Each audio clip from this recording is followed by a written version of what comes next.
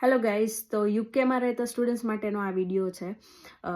એક ફ્રેન્ડ છે મારી, એને પ્લેગેરિઝમ આવ્યું અને એની યુનિવર્સિટી એવું કહ્યું કે હવે તમે નેક્સ્ટ ટર્મમાં એક્ઝામ આપજો, 1 વર્ષ માટે તમે ઘરે. એને ઘણી બધી રિક્વેસ્ટ કરી પણ છતાં પણ યુનિવર્સિટી બોર્ડે એમને માન્યા નહીં, કારણ કે એને એની ફ્રેન્ડના અસાઇનમેન્ટમાંથી કોપી કરી હતી, પ્લસ એને ગૂગલમાંથી પણ કોપી કરી અને અસાઇનમેન્ટ સબમિટ કરી નાખ્યું હતું વિધાઉટ ચેક પણ ના કર્યું. અને પ્લેગેરિઝમ રિપોર્ટ ઓનલાઈન અવેલેબલ જ હોય છે, તમે કરી શકો છો તમારું અસાઇનમેન્ટ નાખીને. છતાં પણ એને ન કર્યું અને એને પ્લેગેરિઝમ આવી ગયું ને 1 વર્ષ માટે એને ઘરે બેસાડી દીધી.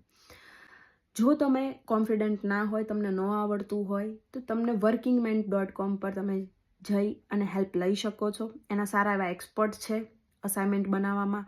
ઘણા એવા સ્ટુડન્ટ છે કે જેમના કોર્સ ડિફરન્ટ હતા ઇન્ડિયાની અંદર, અને અહીંયા એમને ડિફરન્ટ કોર્સ લીધો છે, તો એમને ઘણી તકલીફ પડે છે. તો ડોન્ટ વરી, workingment.com છે ને,